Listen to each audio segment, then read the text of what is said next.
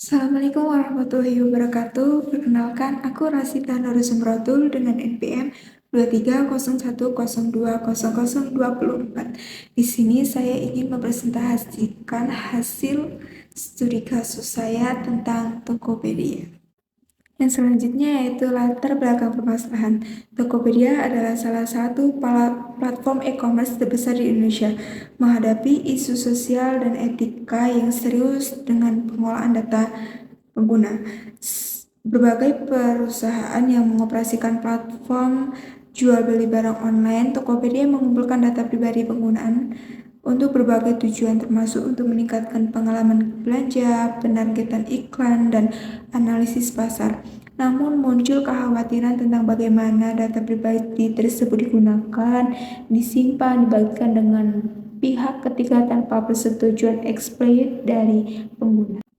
Jadi selanjutnya apa sih yang terjadi?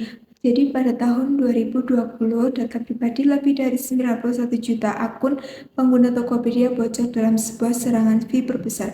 Data yang bocor mencakup informasi sensitif seperti nama lengkap, alamat email, alamat pengiriman, nomor telepon, dan data transaksi. Kejadian ini mengungkapkan lemahnya sistem keamanan data Tokopedia serta kurangnya transparansi terkait penggunaan data pribadi pengguna untuk tujuan komersial tanpa izin yang jelas. Yang selanjutnya, mengapa hal ini menjadi isu sosial dan etika? Masalah ini menjadi isu sosial dan etika karena menyangkut privasi dan keamanan data pribadi pengguna, yang merupakan hak dasar setiap individu. Data pribadi yang bocor tidak menimbulkan potensi kerugian finansial bagi pengguna, tetapi juga menimbulkan memperburuk ketidakpercayaan publik terhadap perusahaan dalam hal perlindungan informasi pribadi. Selain itu, penggunaan data untuk tujuan pemasaran atau periklanan tanpa persetujuan yang jelas menunjukkan adanya ketidakseimbangan kekuatan antara perusahaan dan penggunanya. Jadi siapa aja sih yang terlibat?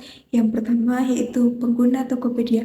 Mereka mengunggah data pribadi mereka untuk berbelanja dan atau menggunakan layanan di platform Tokopedia.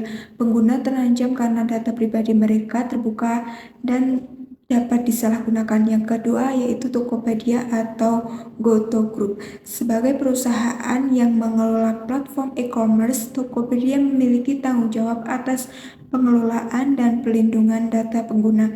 Yang ketiga yaitu pihak ketiga atau partner. Tokopedia sering berbagi data pengguna dengan pihak ketiga untuk keperluan iklan dan pemasaran.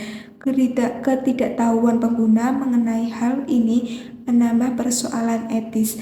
Yang terakhir yaitu pemerintah regulator. Pemerintah Indonesia, lembaga pengawas memiliki peran dalam menetapkan regulasi yang mengatur pelindungan data pribadi dan monitor kepatuhan perusahaan-perusahaan seperti Tokopedia terhadap undang-undang tersebut. Lalu, kapan sih hal ini terjadi? Kebocoran data pengguna Tokopedia terjadi pada bulan Mei 2020. Insiden ini menjadi sorotan besar media dan menambah ketidakpercayaan publik terhadap platform digital di Indonesia. Meskipun Tokopedia mengeklaim bahwa insiden tersebut telah diatasi, dampak jangka panjangnya tetap terasa hingga kini, terutama terkait dengan persepsi pengguna terhadap privasi keamanan data. Lalu di mana sih hal ini terjadi? Isu ini terjadi di Indonesia. Namun karena Tokopedia adalah platform e-commerce yang melayani pengguna dari berbagai daerah, dampaknya dirasakan oleh banyak pengguna di seluruh Indonesia. Setelah itu, masalah ini juga menarik perhatian internasional, terutama dalam konteks perlindungan data di pasar negara berkembang. Selanjutnya, bagaimana hal ini terjadi? Kebocoran data pengguna terjadi karena serangan siber yang berhasil mengeksploitasi mengeksplitasi kelemahan dalam sistem keamanan Tokopedia. Para perantas berhasil mengakses dan membocorkan informasi pribadi pengguna dalam jumlah yang besar.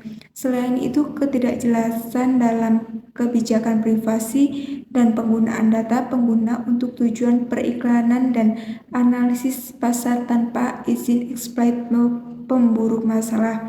Meskipun Tokopedia mengeklaim bahwa memperbaiki sistem keamanan mereka, insiden ini menunjukkan bahwa perusahaan belum sepenuhnya mematuhi standar perlindungan data yang sesuai.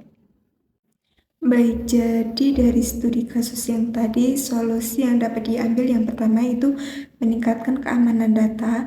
Tokopedia perlu menginvestasikan lebih banyak dalam infrastruktur keamanan data dan mengadopsi protokol yang lebih ketat untuk melindungi informasi pribadi pengguna dari serangan siber.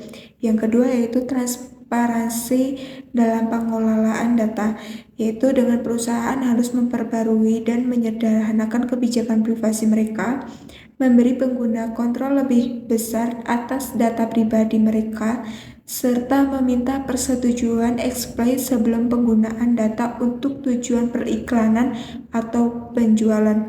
Yang ketiga yaitu ada edukasi pengguna.